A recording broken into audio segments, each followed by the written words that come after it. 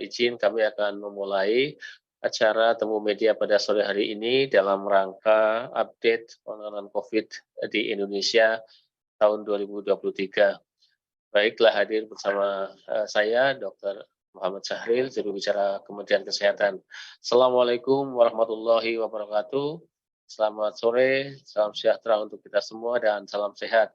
Teman-teman wartawan yang sudah bergabung di Zoom pada sore hari ini, kami ucapkan terima kasih dan salam sehat untuk kita semua yang pada sore hari ini kita akan bersama-sama mengikuti update informasi terkait dengan penanganan COVID-19 di Indonesia. Hadir Dr. Syahril, Dr. Muhammad Syahril, juru bicara Kementerian Kesehatan yang akan menyampaikan update tersebut. Baik, kami berikan kesempatan kepada Dr. Syahril untuk menyampaikan update-nya untuk kita semua. Silakan Dr. Syahril.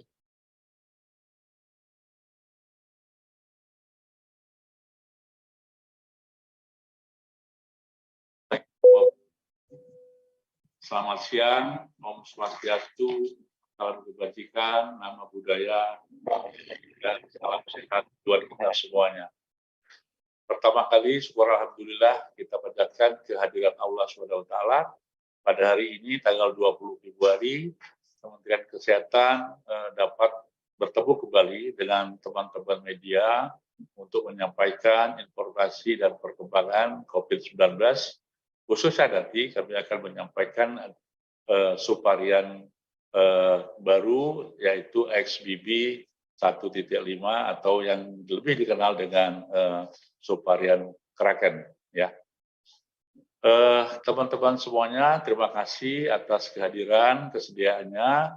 Mudah-mudahan informasi yang kami sampaikan dapat memberikan informasi kepada masyarakat untuk ikut sama-sama kita mengawal mengakhiri pandemi COVID-19 ini. Pertama, kami ingin sampaikan PPKM dicabut pada tanggal 30 Desember tahun 2022.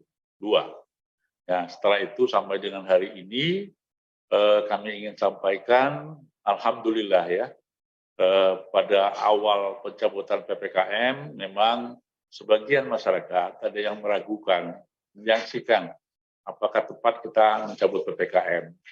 Tapi alhamdulillah dengan pengawalan bersama kita, PPKM ini parameter-parameter yang menjadi parameter pengendalian COVID betul-betul dapat kita kendalikan dengan baik.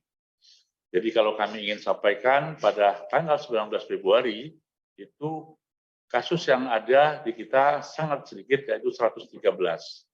Kalau dilihat dibandingkan dengan 1 minggu hariannya, kita turun 14,9%.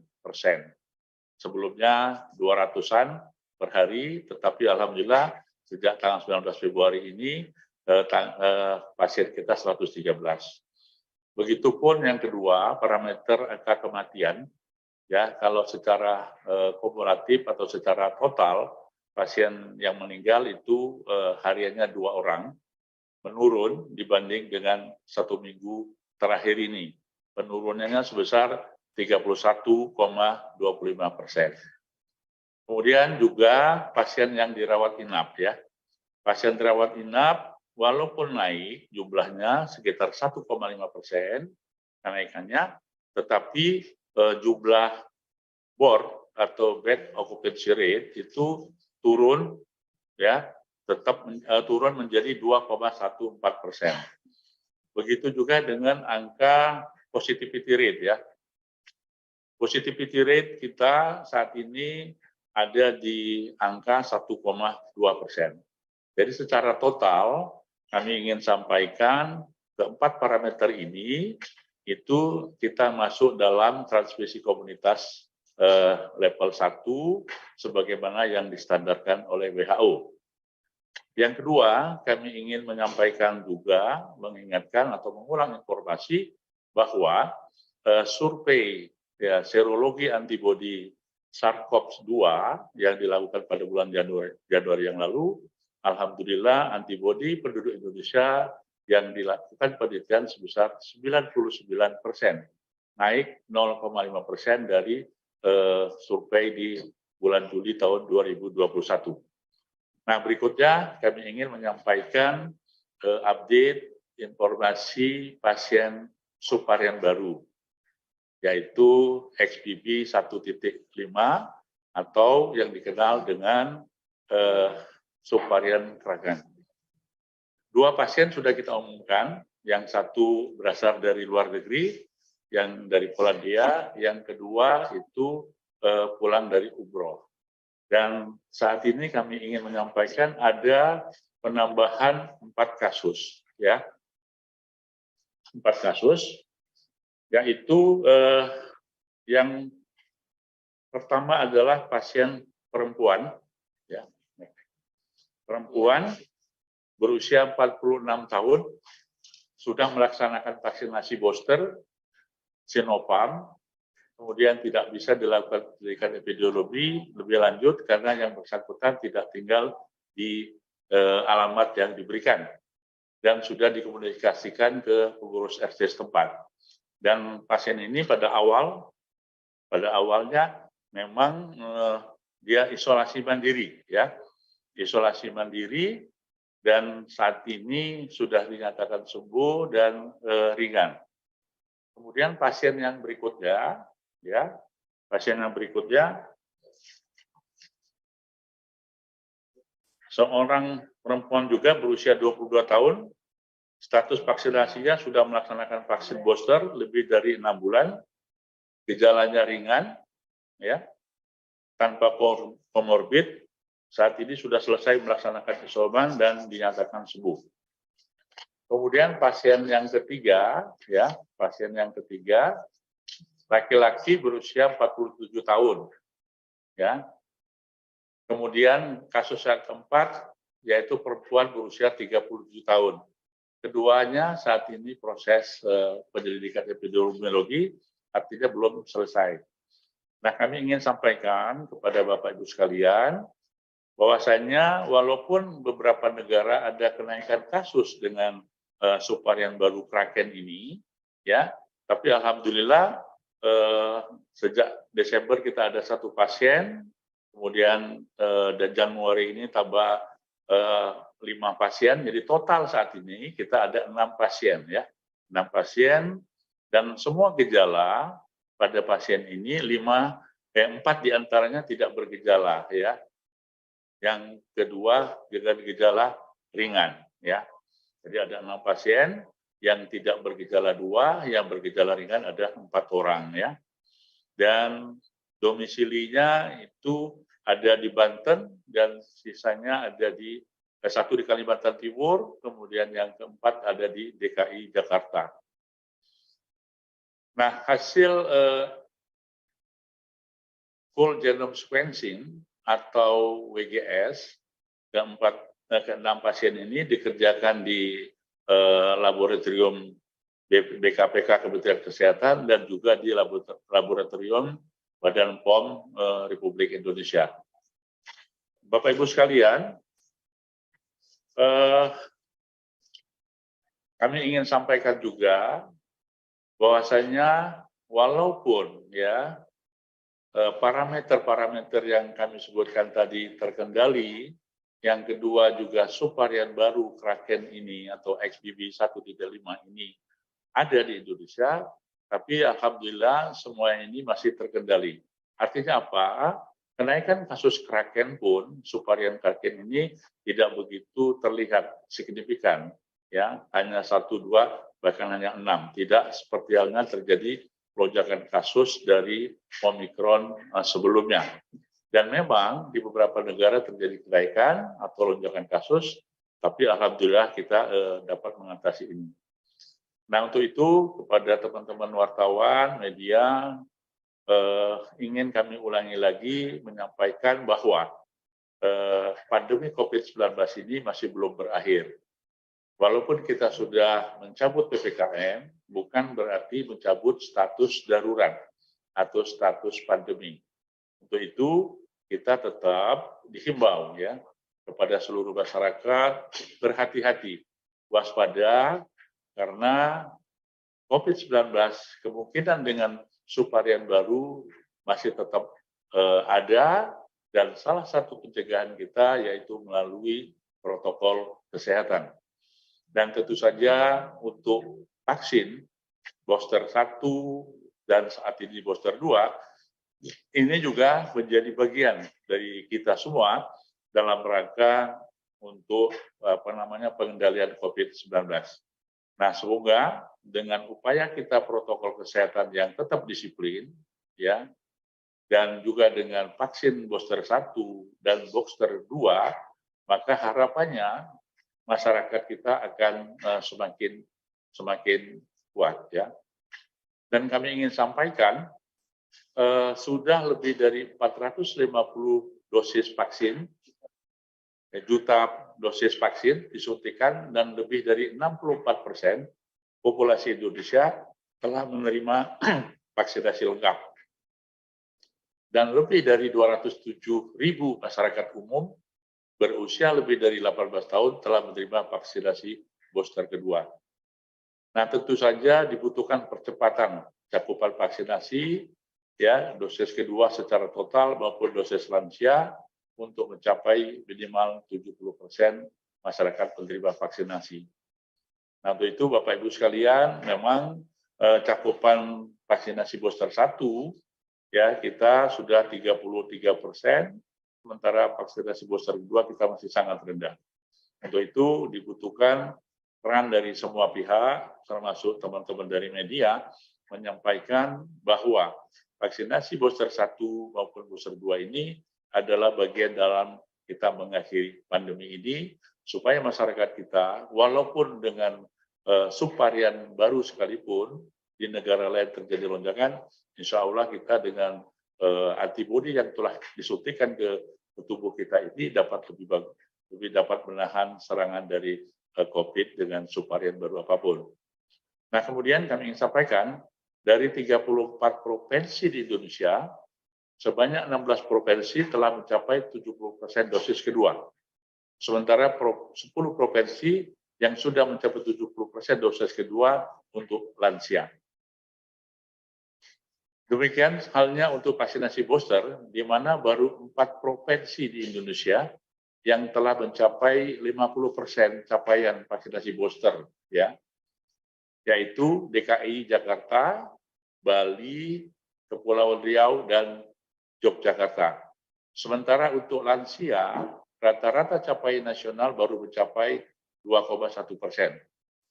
Sekali lagi, kami menghimbau, mengajak, ya, kepada seluruh pemerintah daerah, khususnya Dinas Kesehatan Provinsi, Kabupaten, dan Kota, agar segera dapat melakukan berbagai upaya untuk mempercepat pelaksanaan vaksinasi booster ini di daerah masing-masing. Sehingga target 70% masyarakat sudah mendapat vaksinasi dosis booster segera kita capai. Nah, tentu saja kesadaran untuk tetap menerapkan protokol kesehatan ini harus terus digalakkan, terutama pemakaian masker, ya, bagi masyarakat yang merasakan gejala atau merupakan kontak erat. Jadi kalau ada gejala masyarakat bergejala batuk, pilek, demam, ya, kemudian dia kontak erat dengan pasien yang positif, segera melakukan tes rapid test ataupun PCR. Dan apabila tetap positif, maka supaya dilakukan isolasi mandiri, supaya kita betul-betul bisa memutus mata rantai penularan COVID-19.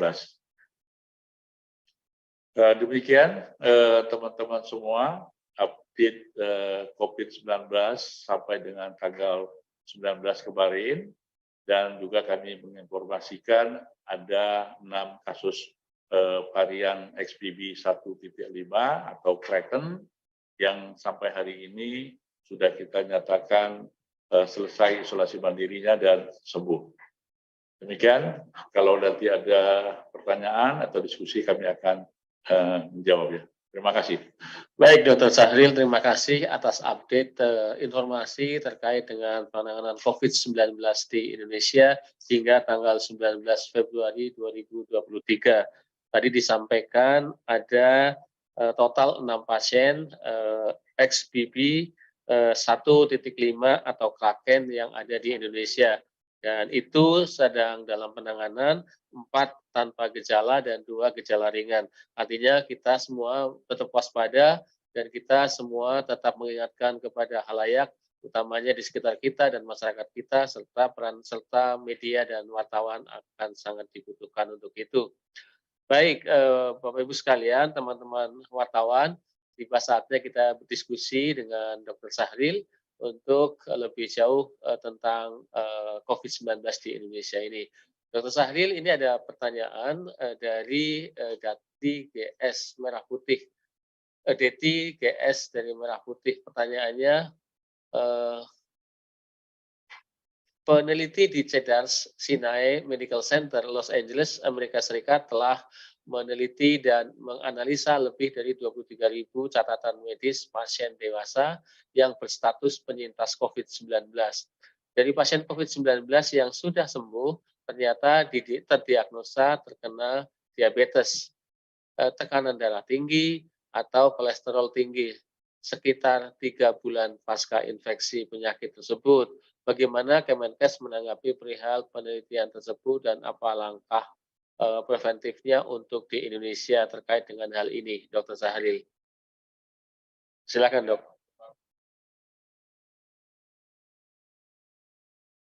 Terima kasih ya. Itu bagus informasinya. Hanya saja mungkin informasi penelitian ini harus dibaca lebih detail ya. Apakah betul ya ketiga penyakit diabetes, tekanan darah tinggi ataupun kolesterol ini ada kaitannya dengan COVID ya. Karena dia setelah 3 bulan. Karena penyakit ketiga ini tidak ada COVID pun itu bisa mengenai seseorang. Satu karena faktor genetik, khususnya diabetes maupun tekanan darah tinggi, dan juga karena pola hidup atau juga pola makan atau pola perilakunya, ya. Jadi kebiasaan-kebiasaan itu dapat mencetuskan seseorang kena penyakit diabetes tipe 2 untuk orang dewasa dan juga tekanan darah karena memang pola makan atau pola hidup termasuk gaya hidup, mungkin merokok gitu, salah satu untuk mempercepat terjadinya penyakit-penyakit itu. Begitu demikian juga kolesterol ya. Nah, tentu saja untuk penelitian ini kita terima sebagai referensi dan bagi kita untuk tetap memang mewaspadai bahwasanya jangankan penyintas COVID, orang yang normal saja yang tidak penyintas COVID bisa terjadi diabetes, bisa tekanan darah maupun kolesterol karena faktor genetik ataupun faktor-faktor yang memang didapat setelah dalam kehidupannya ini. Terima kasih Mas, Mbak Deti. Baik, Dr. Sahril, terima kasih. Begitu Mbak Deti. Kemudian kami lanjutkan Dr. Sahril, pertanyaan dari Averus dari detik.com. Nomor 1, Dok, apakah benar ada kemungkinan status pandemi dicabut pada bulan Agustus tahun ini? Kemudian yang kedua, apakah di Indonesia sudah ada COVID subvarian Ortrus? Itu Dok, 2 pertanyaan dari Averus. Silakan Dok. Terima kasih. Ini Mas Averus ya Mas ya? Averus. Ya, Averus. Jadi untuk pertanyaan nomor 2 belum ada ya, subvarian Ortrus ya. Kita tunggu saja, mudah-mudahan tidak ada. Walaupun ada, seperti halnya subvarian XBB 1.5 tadi, kita dapat mengendalikan dan masyarakat Indonesia dapat mengatasi itu dengan mungkin kekebalan tubuh atau pola hidup yang perilaku hidup bersih dan sehat. Nah, apakah pandemi 19 akan dicabut pada bulan Agustus? Ya, mudah-mudahan ya. Artinya mudah-mudahan bukan hanya bangsa Indonesia, tapi bangsa yang lain pun mengusahakan status pandemi ini dapat dicabut apabila parameter-parameter tadi memang sudah sangat terkendali.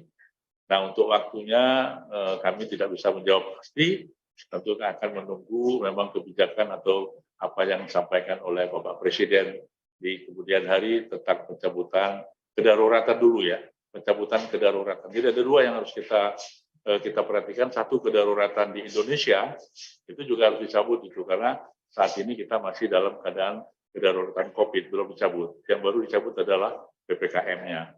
Kemudian kedaruratan pandemi itu kewenangan dari WHO. Baik, terima kasih Dr. Sahril atas penjelasannya. Demikian Mas Averus. Kemudian kami lanjutkan Dr. Sahril dari Andi Firdaus dari Antara News. Pertanyaannya ada satu, apakah benar bahwa mutasi virus yang terjadi terus-menerus akan semakin melemahkan efek gejala yang timbul saat terinfeksi? Yang kedua, apakah benar vaksinasi COVID-19 berbayar di Indonesia bergulir mulai Agustus 2023? Itu Dok, dua pertanyaan. Apakah yang terus-menerus melemahkan gejala yang timbul saat terinfeksi? Silakan Dok. Terima kasih Mas Andi Firdaus ya, dari Antara News ya. Jadi yang nomor satu, jadi terjadinya mutasi virus itu ya disebabkan karena memang secara alamiah virus itu harus hidup, sehingga mereka bermutasi untuk selalu hidup. Nah, memang beberapa pengalaman yang lalu, mutasi virus yang terakhir ini, walaupun penyebarannya dia lebih cepat ya menyebar, tetapi efeknya atau gejala yang ditimbulkan itu semakin ringan, semakin tidak berat seperti sebelum-sebelumnya. Kita lihat dari Delta, kemudian Omicron, BA1, BA2, BA4, BA5, dan terakhir ini adalah Kraken. Mudah-mudahan mereka memang semakin lama semakin lemah. Apalagi kalau kita mempunyai suatu antibodi yang didapat secara alamiah maupun antibodi yang disuntikan melalui vaksin. Yang kedua memang sebetulnya sudah kita jawab ya. Sampai saat ini kita masih mengatakan bahwa seluruh pengobatan termasuk vaksinasi itu masih dibiayai dan ditanggung oleh pemerintah. Nah, kemudian kalau istilahnya vaksinasi berbayar, itu belum ada wacana pemberlakuan waktunya, karena ini berkaitan dengan status, ya, status kedaruratan tadi. Nah, kalau nanti status kedaruratan itu dicabut oleh pemerintah, nah tentu saja sebagian masyarakat harus ikut memberikan perhatian dan menanggung hal-hal yang berkaitan dengan suatu dampak dari endemi COVID yang ada. Contoh, kalau kita sudah mencabut pandemi COVID-19, ya, atau mencabut kedaruratan dulu saja ya, maka nanti pembiayaan itu tidak seperti sekarang ini. Ya, semuanya akan dikembalikan ke suatu mekanisme pembiayaan yang saat ini ada. Contoh, apakah bisa dibayarkan melalui mekanisme jaminan kesehatan nasional atau JKN, atau bisa dilakukan dengan cara mandiri atau secara asuransi. Begitu juga dengan vaksinasi, ya. Vaksinasi juga begitu. Pembiayaan bisa melalui BPJS atau JKN, bisa melalui asuransi atau melalui mandiri. Artinya apa? Sebagian besar tanggung jawab apabila kedaruratannya sudah dicabut, maka memang masyarakat harus ikut menanggung beban ini agar beban negara tidak terlalu tinggi lagi, karena bukan status kedaruratan lagi. Terima kasih Dr. Sahril, Mas Andi, itu jawaban Dr. Sahril yang sudah disampaikan kepada kita semua dan makin memperjelas informasi dari pemerintah terkait dengan COVID-19 di Indonesia. Baik, kita tetap harus waspada karena kedaruratan masih tetap ada walaupun PPKM sudah dicabut, dan mengingatkan kepada kita semua, kepada masyarakat, bukan tugas hanya dari Kementerian Kesehatan, tetapi tugas kita bersama-sama secara bersama-sama. Baik, Dr. Sahril, itu pertanyaan-pertanyaan dari teman-teman wartawan. Kami ucapkan terima kasih. Namun sebelum kami menutup dan mengakhiri, Dok, kiranya ada closing statement buat kita semua yang ada di Zoom ini dan juga untuk Indonesia seperti apa, Dok? Closing statement dari dokter. Silakan, Dok. Ya, kami ingin mengatakan kepada teman-teman wartawan bahwa sejak dicabutnya PPKM, ya, alhamdulillah sampai dengan saat ini kita semua dapat bekerja sama dan dapat mengawal COVID ini dengan baik, ya parameter-parameter seperti halnya angka kematian, kemudian angka yang dirawat di rumah sakit, jumlah kasus, ya termasuk positivity rate, itu alhamdulillah terkendali dan semuanya masuk di dalam level transmisi komunitas 1 yang ada di WHO. Nah, dengan juga adanya survei juga menunjukkan kekebalan tubuh kita semakin baik, dan ingin kami sampaikan juga bahwasanya kita tetap mengawal dulu ya pandemi COVID ini sampai betul-betul keadaan darurat ini dapat selesai, dicabut. Kemudian juga kita akan mengusulkan kepada WHO bahwasanya pandemi COVID ini juga dapat dicabut bersama negara-negara yang memang telah memenuhi syarat. Dan satu hal yang harus kita pahami bersama, disampaikan kepada wartawan-wartawan ini, kepada masyarakat, disampaikan juga bahwasanya risiko kemungkinan terjadinya subvarian baru dengan lonjakan kasus bisa terjadi, dan saat ini pandemi itu masih ada di sekitar kita, COVID-19 itu kita tetap harus waspada, dan jangan lupa protokol kesehatan. Ya, tadi kalau kita ada gejala yang batuk, ya demam, nyeri tenggorokan, maka kita harus melakukan prevention, pencegahan agar tidak menulari orang lain. Termasuk apabila kita dalam waktu yang sangat dekat ini juga kontak erat dengan penderita, maka jangan lupa juga untuk melakukan pemeriksaan, ya, agar kita mengetahui status kita, apakah kita positif atau tidak. Kalau positif, maka kita harus melakukan isolasi mandiri agar tidak terjadi penularan berikutnya kepada keluarga maupun kepada masyarakat di sekitar kita. Demikian, mudah-mudahan usaha bersama kita ini dapat mengawal COVID-19 ini, dan insya Allah dalam waktu dekat kita dapat menyatakan status kedaruratan ini nanti dapat kita cabut, yang akan diumumkan juga oleh Bapak Presiden di kemudian hari ya. Baik, terima kasih Dr. Sahril atas closing statement-nya, dan buat kita semua, kami tidak menyimpulkan, tetapi himbauan untuk protokol kesehatan harus tetap terus dilakukan. Dan jangan lupa booster 1, booster 2, dan usahakan kita bersama untuk bisa mencapai 70% di mana booster itu tercapai. Baik, terima kasih atas segala perhatian dan kerjasama teman-teman dari wartawan yang sudah bergabung dengan Zoom, dan juga teman-teman yang di YouTube. Kami ucapkan terima kasih, semoga usaha kita, ikhtiar kita melalui Temu Media kali ini mendapatkan hasil yang baik, tetap positif, dan Indonesia tetap terhindar dari COVID-19 yang lebih parah. Dan Indonesia dinyatakan sebagai negara yang berhasil dalam mengendalikan COVID-19 berkat kerjasama kita semua, termasuk di dalamnya adalah para wartawan dan media. Dr. Sahril, kami ucapkan terima kasih dan sampai ketemu di kemudian hari. Wabillahi taufiq wal hidayah. Assalamualaikum warahmatullahi wabarakatuh.